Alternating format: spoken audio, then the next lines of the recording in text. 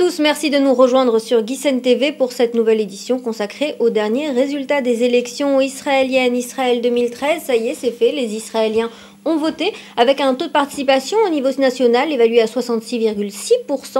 C'est un petit peu plus qu'il y a 4 ans. Ce n'est pas non plus la tendance renversante annoncée où on pensait qu'il y avait plus de 10% de participation par rapport aux années précédentes. Mais les Israéliens étaient bien là. Ils ont mis le bulletin dans l'urne. Et puis d'ailleurs, des surprises finalement avec le Likoud Beiteinu qui s'est effondré à 31 mandats. C'était les sondages les plus pessimistes. Et puis la vraie surprise de ces élections, c'est bien sûr Yesh Atid, le parti du centriste et de l'ex-vedette de télévision Yair Lapid avec 19 mandats. Il s'annonce comme un partenaire indispensable à Binyamin Netanyahou, le Premier ministre israélien. Alors, une chose est sûre, pour Binyamin Netanyahou, il va falloir désormais former une coalition. Ça ne va pas être simple. Le premier défi, c'est de faire passer, et le plus vite possible, le nouveau budget de l'année 2013. Ce même budget qui avait, selon Binyamin Netanyahou, nécessité de provoquer des élections anticipées. Avec nous aujourd'hui, Dan Katarivas, représentant du patronat israélien, pour parler des difficultés auxquelles va devoir faire face l'économie israélienne et Binyamin Netanyahou en tête. Dan Katarivas, bonjour. Bonjour.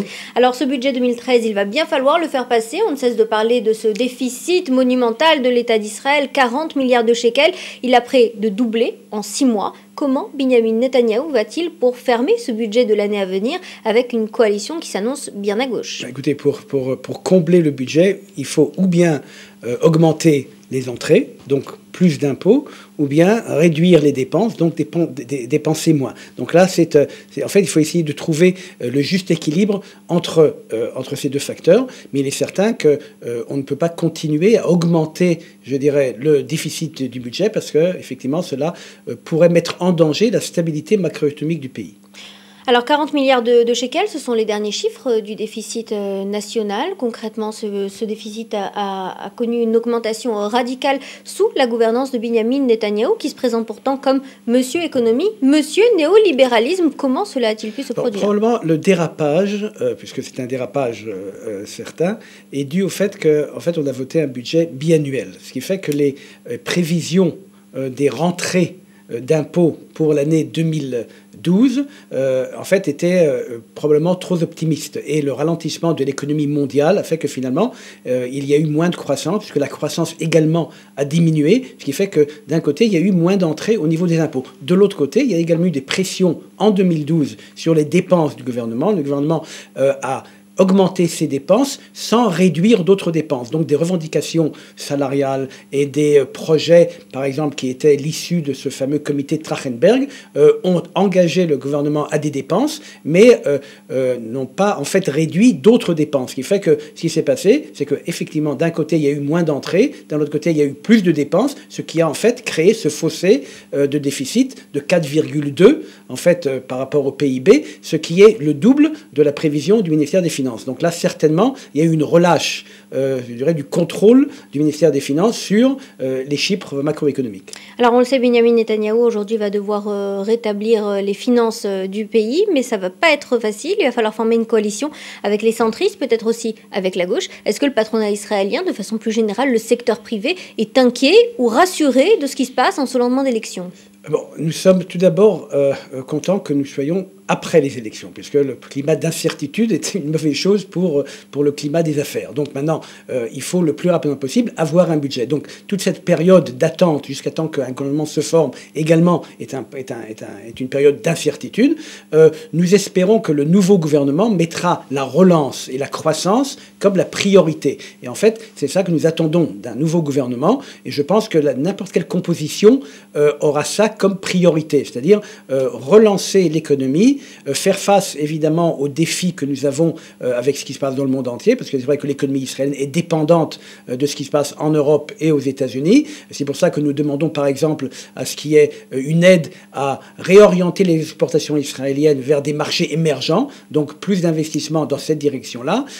Pour ce qui est des impôts, nous pensons que le poids des impôts est déjà assez élevé et le coût sur le secteur privé israélien a augmenté l'année dernière. Et donc là, je pense qu'au contraire, il faudrait essayer de trouver un moyen de même alléger pour redonner l'élan au secteur privé, puisque finalement, le vrai moteur de croissance... Réduire les impôts aujourd'hui, c'est quasiment utopiste. On s'attend bien à une augmentation des impôts. De l'avis de l'opposition, c'était inévitable. La seule alternative, ce serait de réduire de façon drastique le budget de la sécurité, ce à quoi Benyamin Netanyahou n'est apparemment pas favorable. À choisir, que vont-ils faire? Non, alors on peut essayer, je ne parle pas de réduire les impôts, parce qu'effectivement, nous sommes tout à fait conscients du fait qu'il faut combler le déficit, mais il faut peut-être trouver un nouvel équilibre entre ce qu'on appelle les impôts directs et les impôts indirects, c'est-à-dire et les impôts sur le revenu, les impôts sur les sociétés. Il y a 4 ans, M. Netanyahou avait un programme pour justement réduire les impôts. Il a arrêté ce programme, il a même augmenté les impôts sur les sociétés, qui aujourd'hui sont à 25%. Il faut comprendre qu'Israël étant une économie qui est ouverte au monde, il y a ce qu'on appelle une concurrence des impôts avec d'autres pays. Si on paye trop d'impôts en Israël, des sociétés israéliennes peuvent aller s'installer à l'étranger pour payer moins d'impôts. On n'y est pas encore. En comparaison avec l'Union européenne, par exemple, les Israéliens payent moins d'impôts. Alors c'est vrai que...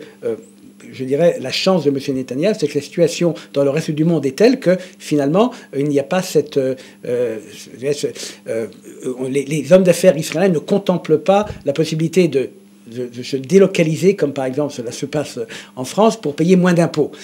Mais il faut voir pour des grandes sociétés qui prennent des choix d'investissement, et nous sommes encore, je dirais, en besoin d'investissement étranger, combien ou quel est l'impôt sur les sociétés en Israël est quand même déterminant pour des grandes sociétés internationales qui voudraient ou ne voudraient pas s'installer en Israël. Alors dans la presse internationale, on parle pour Benyamin Netanyahou aujourd'hui d'une victoire en demi-teinte, 31 mandats. C'est le minimum de ce que lui annonçaient les sondages. C'est bien moins que ce qu'avait obtenu en proportion le Likoud tout seul il y a seulement 4 ans. La bourse ce matin semble avoir la même opinion. À Tel Aviv, l'indice principal de la bourse de Tel Aviv ouvre avec 0,8% de hausse simplement. Est-ce que c'est la crainte aujourd'hui de voir une gauche et un centre fort pour mettre davantage de pression, pour augmenter les impôts par exemple?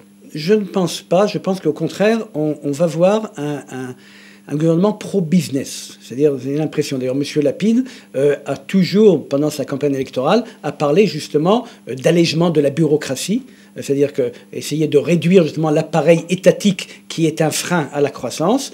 C'est donc plutôt un langage pro-business par, je dirais, le centre-droite. La gauche, qui je ne pense pas fera partie du gouvernement, sauf vraiment s'il y a un gouvernement d'union nationale où on appellera tout le monde à participer. Et à ce moment-là, je pense qu'il y aura des compromis également. Mais je pense qu'en regardant aujourd'hui le découpage politique et les différents scénarios de coalition, je pense que le secteur privé israélien est plutôt, je dirais, plutôt confiant dans la mesure où effectivement on va avoir un gouvernement qui sera plutôt pro-business que d'autres gouvernements. Donc Yair Lapid, ce nouveau venu de la scène politique israélienne, prône selon vous une économie libérale? Tout à fait, c'est ce qu'il a dit. Il s'est présenté justement comme étant le champion du libéralisme économique et pourquoi ne pas lui donner la possibilité de réaliser ce qu'il a promis? Le problème, c'est qu'il a dit beaucoup de choses, Yair Lapid. Il s'est aussi présenté comme le champion des classes moyennes. Il s'est aussi présenté comme le champion de la lutte contre la paupérisation, comme le champion du nouveau partage des fruits de la croissance. Ça fait beaucoup de promesses pour un candidat. Bon, écoutez, mais je pense que c'est le seul candidat qui finalement avait présenté un programme économique plutôt clair. C'est-à-dire que, justement, vous savez, pendant la campagne électorale, il y a eu surtout des discussions au niveau personnel. Mais je pense lui a eu un programme, une plateforme qui était plus économique que les autres. C'est vrai qu'il se présente comme le champion de la classe moyenne. Je pense que d'ailleurs, ce qui s'est passé, c'est qu'en fait, il a récupéré en partie la contestation sociale il y a presque 2 ans en Israël, qui n'est pas été une contestation des classes défavorisées, mais c'était justement le problème de l'érosion de la classe moyenne en Israël. On raconte toujours la blague, il y a 1 tiers de la population va à l'armée, 1 tiers travaille, 1 tiers paye des impôts. Malheureusement, c'est le même tiers. Donc, il a parlé justement de répartir le poids et le fardeau entre toute la population et non pas pénaliser ceux qui travaillent et ceux qui vont à l'armée. Cette protestation sociale aujourd'hui qui est peut-être arrivée sur les bancs de la Knesset par le biais de Yair Lapid, on le disait il y a un instant, elle veut des prix pour le logement moins élevés que ceux qui ont augmenté de façon drastique sous la gouvernance de Benyamin Netanyahou. Elle veut également une augmentation du pouvoir d'achat. Elle veut moins d'impôts. Est-ce que c'est crédible pour la prochaine gouvernance quand on sait que les besoins immédiats, c'est la réduction de 15 milliards de shekels pour le prochain budget? Non, je pense que je pense, j'espère en tous les cas qu'on va avoir un gouvernement qui est un gouvernement responsable. Donc, une fois de plus, je pense que la meilleure manière de réduire le déficit, ce n'est pas des coupures, mais c'est d'agrandir le gâteau. En fait, de relancer l'économie israélienne pour avoir plus de revenus. Donc, s'il y a plus de revenus, on peut éventuellement ne pas avoir des coupures budgétaires. Donc, le but, c'est de créer justement des moteurs de relance. Et je pense que... Moteurs de relance pour le secteur privé, pour les investisseurs, mais pas de mesures sociales ?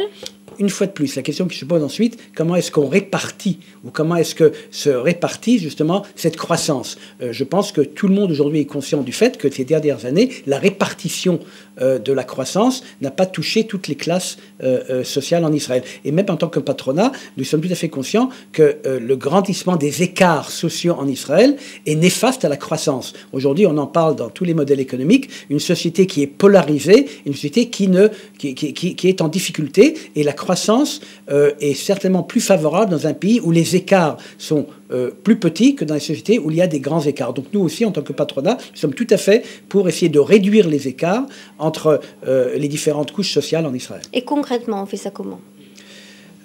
En justement donnant la possibilité à cette énergie qui existe dans le secteur privé israélien à venir et à créer des nouveaux emplois, parce que finalement, ce qu'il faut créer, ce sont des nouveaux emplois, il faut créer des nouvelles entreprises, il faut payer des impôts, c'est par le biais du secteur privé que cela est possible, et non pas en augmentant la bureaucratie, en augmentant les mesures bureaucratiques qui empêchent justement l'énergie du secteur privé de s'exprimer. Mesures restrictives et mesures de bureaucratie, est-ce que la régulation des prix, ça rentre également dans ce secteur-là pour vous ?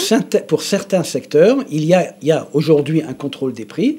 Nous sommes en principe contre le contrôle des prix, en laissant les forces du marché faire leur travail. Mais là aussi, la crise économique des dernières années nous a appris qu'il y a quand même des secteurs où une certaine réglementation est nécessaire. Il ne faut pas tout laisser à la jungle du marché. Dans le secteur de l'alimentation, par exemple, c'est ce qui avait déclenché les protestations sociales, plus d'1 million de personnes dans les rues il y a 1 an et demi. Il y a effectivement eu un rapport de M. Kedmi sur essayer de faire baisser le coût de l'alimentation en Israël, mais là aussi, il faut trouver le juste équilibre et non pas ouvrir l'économie israélienne à des importations et en fait fermer des entreprises qui finalement fournissent de l'emploi. Donc c'est très bien de parler du coût de la vie, mais si quelqu'un est au chômage, il n'a pas d'argent pour acheter à n'importe quel prix les produits. Donc ce qui est plus important, c'est justement avoir une politique pro-emploi, et pro-emploi veut dire encourager les entreprises à embaucher des gens et avoir une politique pro-secteur privé. Et s'il est au chômage, il va peut-être aussi avoir besoin d'une augmentation de ses allocations chômage pour mieux faire face à l'avenir. Non, mais de toute façon, il faut donc qu'il y ait un minimum qui garantisse la période entre un licenciement, si malheureusement il y a des entreprises qui ne peuvent pas être compétitives, mais le meilleur moyen, c'est ne pas de laisser les gens sur, des allocations de chômage, comme ce qui se passe malheureusement aujourd'hui en Europe, mais au contraire, essayer de réduire au maximum la période justement de chômage et créer les instruments qui créent un emploi, parce que c'est ça la meilleure garantie pour la croissance. En Israël, ce minimum, il y est. Sheli Yechimowitz veut augmenter les allocations chômage. Ce serait une bonne chose ? Je pense que, vous savez, les discussions, ces discussions idéologiques, on peut donner peu à beaucoup, ou on peut donner beaucoup à peu. C'est ça la grande discussion qui se pose. Et beaucoup à peu, c'est exactement ce que les travaillistes reprochent à Benyamin Netanyahou de faire. Je pense que non. Là, il parle d'un autre domaine. Il parle du domaine justement de ceux qui ont et qui reçoivent encore plus. Mais quand on regarde la distribution des allocations sociales, les allocations chômage et tout ce qui est le bituach leumi, la sécurité sociale en Israël, je pense que là, il y a certainement des réformes à faire pour essayer justement d'augmenter là où il faut et de diminuer là où il faut. Alors un mot de la crise du logement également. Les Israéliens n'ont pas un accès équitable au logement. Il y a aujourd'hui un manque d'appartements et de nouvelles constructions. Il y a également un problème de prix, des prix qui sont sans cesse en hausse ces 4 dernières années. Qu'est-ce qu'on peut faire pour casser ce qui ressemble à une bulle immobilière ? Justement, d'abord, ce n'est pas une bulle immobilière.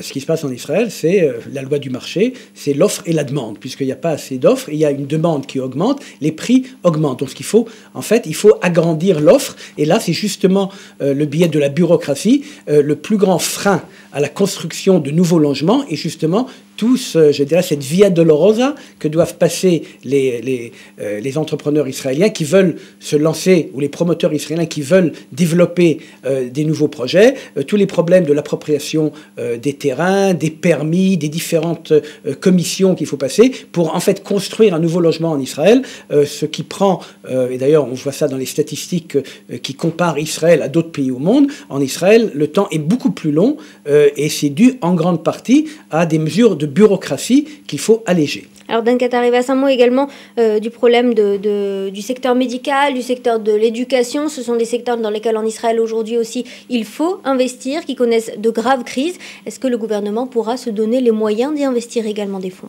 Alors une fois de plus, c'est une question de priorité. Le gouvernement doit prioriser ses dépenses. Et aujourd'hui, c'en est une ? Je pense qu'effectivement, avec la venue, ou avec ce qui s'est passé avec les résultats de ces élections, il est certain que Benjamin Netanyahu doit essayer de recentrer sa politique. Et vous avez parlé du budget de la défense. Nous pensons, d'ailleurs dans le secteur privé, qu'il y a certainement des coupures possibles, même au niveau du budget de la défense nationale. Et je pense que l'argent, finalement, doit être mieux distribué, mais je ne pense pas que c'est l'argent qui manque. Alors Dan Katarivas, un dernier mot, c'est cette fois-ci sur l'exploitation du gaz naturel. On le sait, c'est pour l'année prochaine ou dans 2 ans, avec des rentrées de devises étrangères phénoménales pour Israël, une exportation de gaz naturel en vue. Ça va rapporter beaucoup d'argent au gouvernement israélien. Est-ce que ça peut être utilisé pour financer toutes ces réformes? Est-ce que c'est finalement la recette miracle? Non, ce n'est pas la recette miracle. D'abord, il faut faire attention, il faut mettre les choses dans leur proportion réelle. C'est vrai que les gisements de gaz naturel vont avoir un effet positif sur la balance des paiements israéliennes, c'est-à-dire qu'on va avoir moins à payer à l'étranger pour les besoins d'énergie de l'économie israélienne. On risque d'ailleurs, il faut faire attention, on risque d'avoir ce qu'on appelle le fléau néerlandais, c'est-à-dire comme les Néerlandais ont trouvé du gaz également, et le problème, il peut avoir un effet sur la devise israélienne qui va être encore plus forte qu'elle ne l'est aujourd'hui, ce qui va porter atteinte, ce qui peut porter atteinte d'ailleurs aux exportations israéliennes, puisque un shekel surévalué fait que les exportations israéliennes sont moins compétitives. Vous êtes en train de nous dire que c'est un trésor pour les générations à venir ? Certainement. Il faut savoir gérer les choses d'une manière intelligente. L'un des problèmes d'ailleurs, et là nous avons un programme que nous avons présenté au gouvernement, par exemple, nous sommes contre cette politique d'exportation du gaz. Nous préférons que d'abord la priorité soit de se servir du gaz pour les besoins internes et aussi peut-être d'essayer de développer une industrie du gaz en Israël, parce que malheureusement ces gisements ne créent pas beaucoup d'emplois, mais au contraire si on se sert de ces gisements pour créer en Israël une industrie qui est basée sur le gaz naturel trouvé en Israël, cela peut créer de l'emploi. Donc vous voyez, on peut également gérer le gaz d'une façon intelligente, créer et des revenus et de l'emploi et en fait augmenter la croissance de l'économie israélienne. Alors à plus court terme, avec ou sans le gaz israélien, conserver le taux de croissance de l'économie israélienne, qui est finalement la fierté de Benjamin Netanyahou. Et puis d'un autre côté, contenter les revendications de la protestation sociale d'il y a 1 an et demi sur le pouvoir d'achat, sur le logement, c'est conciliable? Je pense que c'est conciliable. Les politiciens sont c'est l'art du compromis, donc il faudra trouver des compromis. Et d'ailleurs, s'il n'y a pas de budget dans 3 mois, il y aura encore une fois des élections. Et je pense que personne ne veut retrouver ou se relancer dans une campagne électorale dans quelques mois. Qui était difficile tant pour Lapid que pour Benjamin Netanyahou, même si c'était avec des résultats différents. Dan Katarivas, merci pour ces explications. C'est la fin de cette émission et la suite de l'information, c'est dans quelques instants sur GuiSenTV.